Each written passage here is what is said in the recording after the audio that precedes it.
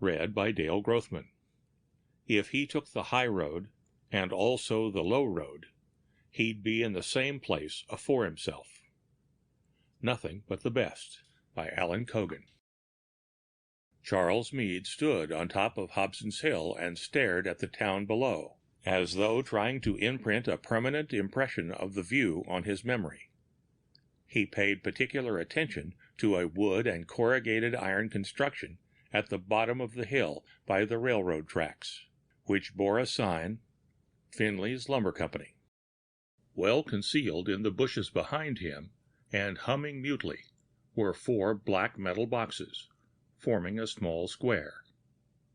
Antennae sprouted from each box, curving upward to form an arch in which the light seemed to vibrate and shimmer. Charles Meade made an adjustment on one of the boxes, then stepped quickly into the shimmering arch. Darkness smothered him immediately. There was a sudden, terrifying sensation of weightlessness, of falling. He kept pushing and pushing, although there seemed to be nothing to push against except swirling, spinning blackness. Then, suddenly, he was standing on another Hobson's Hill. The 4 black boxes had gone, but the blurred arch of light was still there. He fell to his knees, clutching in terror at the grass, trembling and breathless. The switch from one world to another was always unnerving. Immediately between worlds, the sensation of being in no world, of stepping into a bottomless abyss, always left him ragged with panic.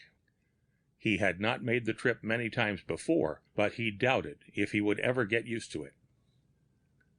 The town looked substantially the same as the one he just left, though he was pleased to note that Finley's Lumber Company was no longer in sight. It was proof that he had made the switch successfully. For some reason, Finley never seemed to have established his business anywhere but in Charles Meade's world. There were similar changes in every world, some large changes, some small. But at least Hobson's Hill was always there, which is why he chose it as his jumping-off point. Charles Meade set off down the hill and along the highway into town. In a telephone booth he searched the directory, and then began walking again, with a new eagerness in his step. 10 minutes later he turned into the front porch of a small, neat, brick bungalow. He was about to press the bell button when he paused, listening. From inside the house he heard voices yelling, a man and a woman, strident with anger. Charles Meade smiled faintly and rather smugly, and put his fingers on the button. A moment later the front door opened, and at the same time he heard a woman's high heels stamping through to the back of the house. Then a door slammed. The man in the doorway wore moccasins, jeans, and a red plaid shirt. Except for the general sloppiness of his dress compared with the unwrinkled neatness of Charles Meade's expensive gray slacks and sport jacket, the pair could have been twins. Both were slim and tall, with the slightly stooped appearance of tall men. Their short, sandy hair and wide blue eyes gave them both a boyish look. "Chuck Meade?" Charles Meade asked. This one was sure to be called Chuck, he thought. The man nodded, frowning slightly. "Good," said Charles. "That's my name, too. May I come in?" He pushed his way past the bewildered Chuck Meade, went into the living room, and sat down. He began the speech he had prepared. It was the first time he had said it out loud to anyone, and, as he talked, he became painfully aware of how foolish it sounded. He knew that Chuck Meade was smiling behind the hand he had so casually cupped over his chin and mouth. In the tiny living room with its fading furnishings, its old mahogany piano, and the new TV, its old wedding pictures on the newly redecorated walls, talk of other worlds than this was hopelessly out of place. "Look, I'm wasting my time trying to explain," Charles Meade said. "I want you to come with me. Don't ask questions. What I have to show you will save hours of explanation." "What are you going to show me?" Chuck Mead asked. Just come along with me, Charles persisted. He knew it was only a matter of time. The bewildering similarity between them had definitely aroused the other's curiosity. He noticed that although Chuck Mead still smiled, it was an uneasy smile. Okay, Chuck said. Anything for a laugh. Where do we go? Hobson's Hill. I suppose you call it that in this world, too? That's what we call it, Chuck said, suppressing another grin. In this world. Let's go then, Charles urged, relieved that the toughest part was over. There's nothing to worry about. You'll be completely safe. Who's worrying? Challenged his counterpart pugnaciously. Charles pulled Chuck Mead, fighting and struggling all the way, into his own world, and together they stood on Hobson's Hill, overlooking the town. Scares me silly every time I make the crossing, Charles confessed breathlessly. Chuck's fingers still clutched his arm, digging painfully into the flesh as though he expected the ground to crumble away at any moment. You're okay now, Charles assured him. He pressed the switches on the square of black boxes, and the humming noise ceased. The arch collapsed. Just look around you and see if this isn't a different world. You'll notice we have a Finley's Lumber Company here, which you don't have in your world. That's only one minor difference. Come on home with me and I'll give you all the proof you could want. Charles Mead's home was a spacious villa set well back from the road, in pleasant, handsomely kept grounds. They went inside, and Charles led the way upstairs to the den, a bright paneled room at the back of the house. Nice place, Chuck said, awed. I suppose it is, Charles agreed. Sit down. We've got a lot to talk about. He poured drinks from a well-stocked cabinet and settled in an easy chair. Now then, I want to know if you're really convinced of this business of other worlds. Sure, Chuck said, unless you've got me doped or hypnotized, or I'm dreaming or something. It all seems real enough. It is real. Ice cubes clinked as Charles tilted his glass and drank. Now let's get down to business.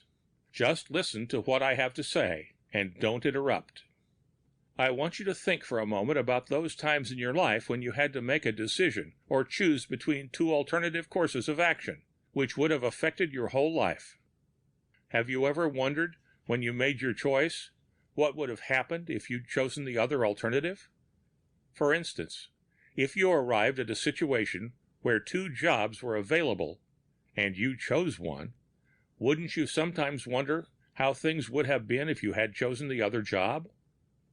I think I can show you, he continued, that when we reach such situations and finally select a course of action, we also take the other course at the same time.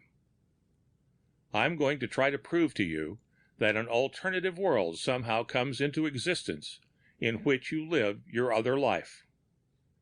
As a matter of fact, you and I sprang from one of those decisive moments.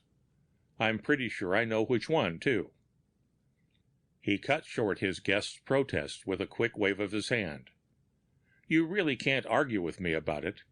You've seen two worlds already. Surely you don't think it ends there. After all, we live in an infinite universe. Why shouldn't we be infinite creatures living out the infinite possibilities of our lives? Still, to return to you and me, your wife's name is Kathy, isn't it? Yeah. Is yours? My wife is called Estelle. Does that mean anything to you?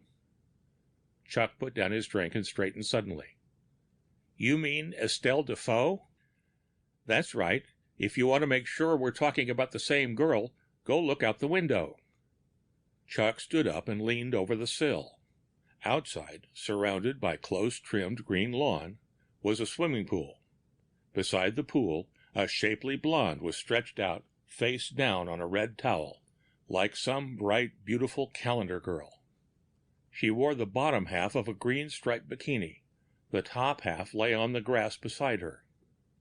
My God, that's Estelle, all right, Chuck exclaimed. I'd know her anywhere.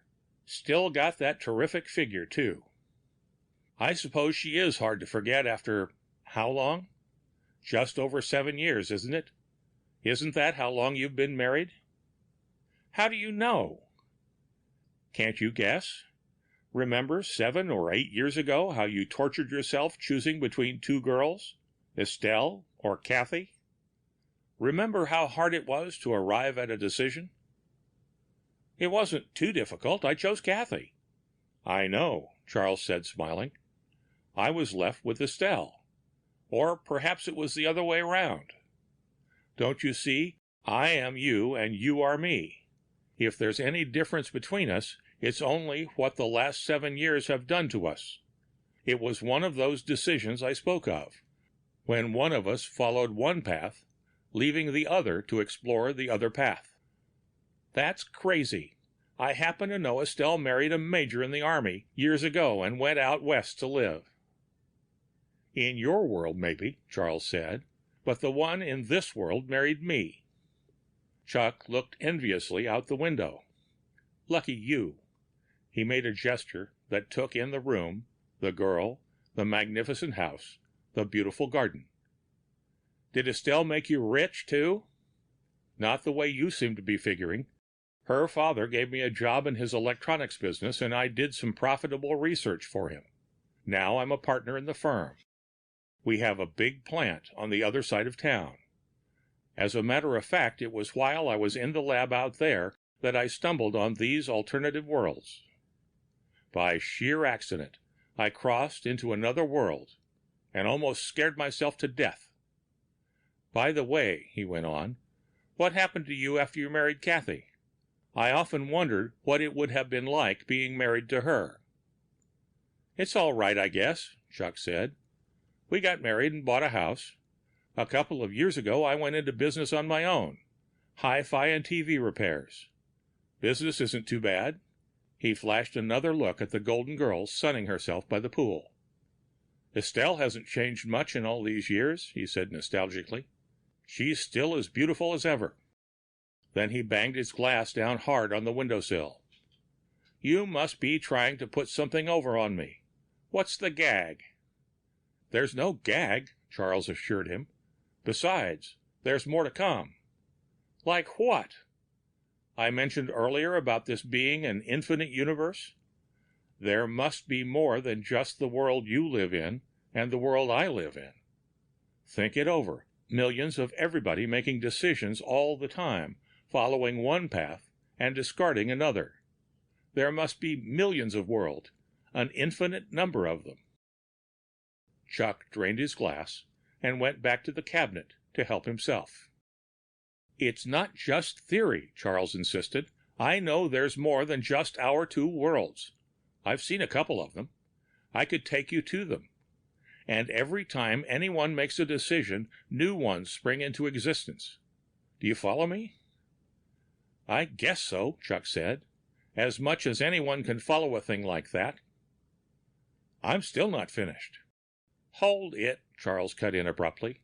Before we get tangled up any further, what am I doing here? I had to tell someone, Charles said. I couldn't keep a thing like this to myself. Yet who could I tell? I thought it over and said nothing to anyone in this world, because it suddenly occurred to me that the best person to confide in was one of my hundreds of selves. Quit it, Chuck begged. You'll drive me nuts, you and your hundreds of selves. You're one of them, Charles reminded him. The others all exist somewhere. I just happened to reach you by accident. When I started down Hobson's Hill, I didn't know which Charles Meade would be in the town. After all, I've made dozens of big decisions in the past few years. There must be plenty of other Charles Meades in existence. That still doesn't explain why you brought me here. Don't tell me you intend to round up all the different versions of yourself. If so, count me out. You're getting warm, Charles said. If you'll bear with me a little longer, I'll stretch your imagination again. Chuck groaned and settled down resignedly in the armchair. If there really are all these worlds, Charles began, and I can't see why there shouldn't be, then a world must exist where there's a Charles Meade who never made a wrong decision. A Charles Meade who did everything right, who never made a wrong move in his life. Of course, there must also be one of us who never made a right decision, to say nothing of all the endless varieties between the two extreme cases. But of course, I'm not concerned with them. Chuck stood watching the sleeping girl by the ornamental pool, looking back, thinking back, over 7 years. Then he went over to the cabinet and poured himself another drink, a strong one. So what if there is a perfect Charles Meade somewhere? What about him? I'd like to see him, Charles said. I'd like to see such a world. Wouldn't you? In your place? Not a chance. What's wrong with the world you're in now? It looks pretty good to me. A lot better than mine. Beautiful wife, big house, big shot in the company. It's a matter of what you're used to, Charles said dryly. I hope you don't mind me saying this. We are brothers, more rather than less. When I called on you, I'm sure I heard you fighting with Kathy. Do you fight often?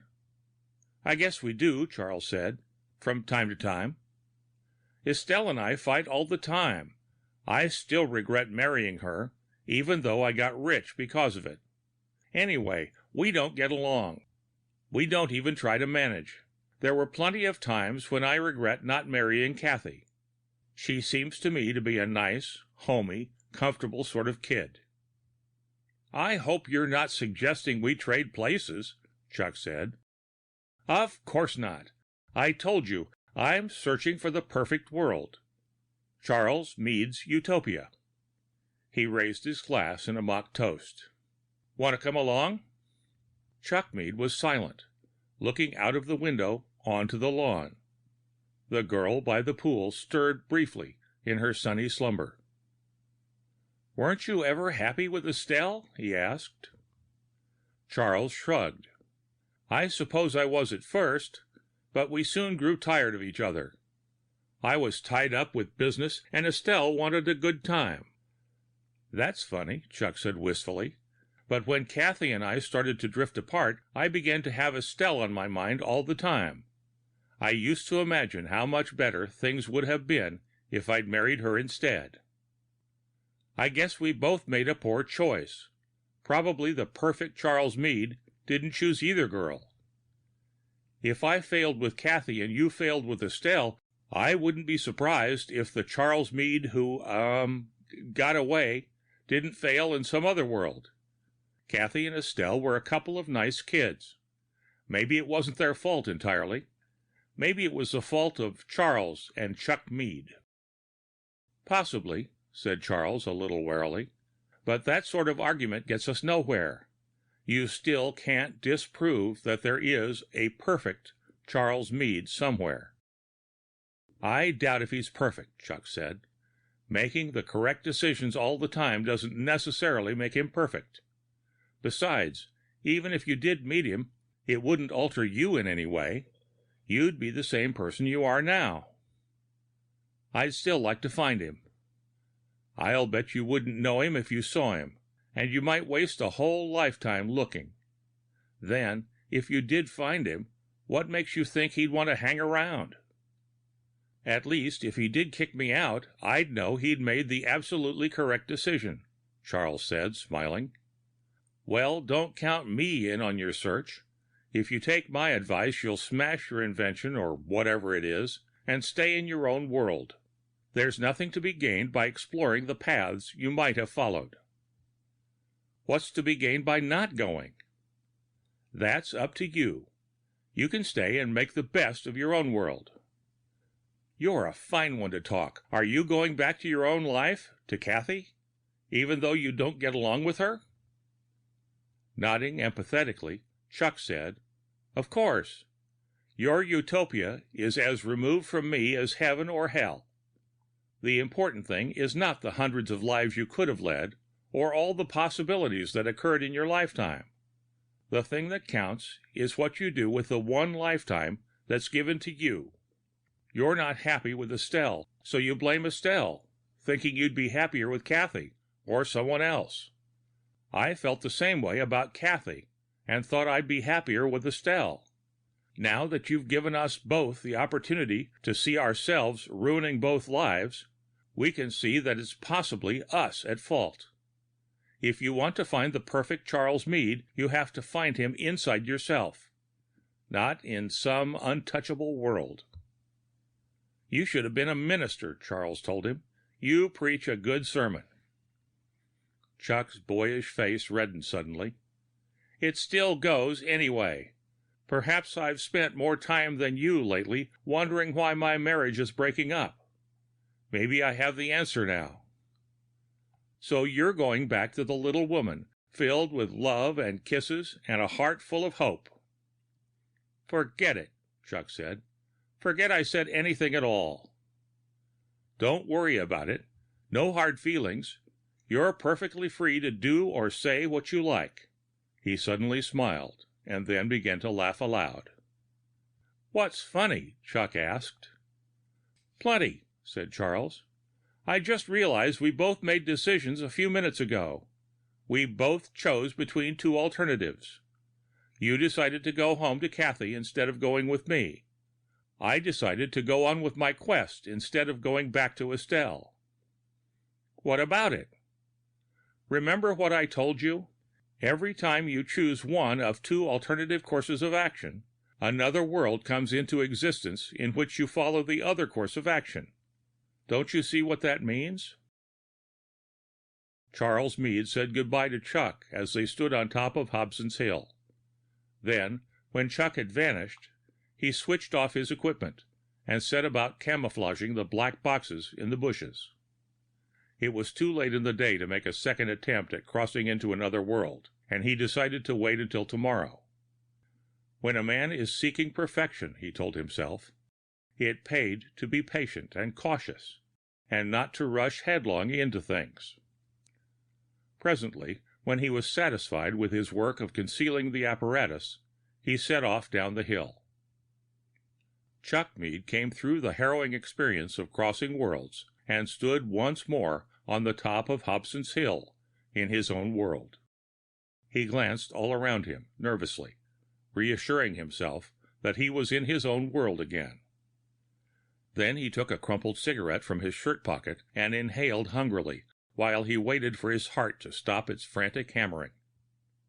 Had he really been in another world, he wondered? And had he really seen Estelle? Presently, as he recalled events, his train of thought brought him around to Kathy, and his decision. She would still be mad at him after the fight they had had when Charles arrived. Funny, now he couldn't remember what they had been quarreling about. It seemed any little thing would start them off these days. But it wasn't too late. He was sure of that now. The situation could be repaired. There was still time. With a quick, determined gesture, he flung the cigarette away from him, and with a new spring in his stride, he set off down the hill. Somewhere in the infinite universe, among the myriad worlds and possibilities, was a world born of a decision. In this world, Charles Meade stood on top of Hobson's Hill, dismantling his apparatus. He was finished with it, was going to destroy it as soon as he got home. Chuck had been right. He was a fool to think of leaving Estelle for a mad dream. Strange, he thought, the way he had neglected her all these years. A girl like Estelle needed warmth and gaiety and affection, not the boorish neglect of an idiot who wished he was in another world. He was lucky. He realized that she was still there to go home to. With the act of making his decision, he felt a new peace of mind he had not experienced in years. At least he was about to tackle a problem within his grasp, not some ridiculous and impossible hunt through the infinity of alien worlds. He shook his head, genuinely puzzled. How on earth could he have considered such an absurd notion, he wondered as he shouldered his equipment and set off down the hill. In yet another world, also born of a decision, Charles and Chuck Meade emerged on top of Hobson's Hill. They looked about them eagerly, pointing out the landmarks in the town below. "This one's really different," Charles said excitedly. "Look, there's no lumber yard, and not even the railroad tracks. And that tall gray building downtown is new too." "Let's go," Chuck urged. "Let's take a look." "Take it easy," Charles cautioned, his hand on Chuck's arm. "We'll have to be careful about this. Remember, we're looking for the best, the perfect world." "Okay," Chuck said. "Even if it takes a lifetime, we settle for nothing but the best." And together, like two wise men off to seek the truth itself, and, at the same time, like two schoolboys on some youthful adventure, they set off down the hill. The end of Nothing But the Best by Alan Cogan.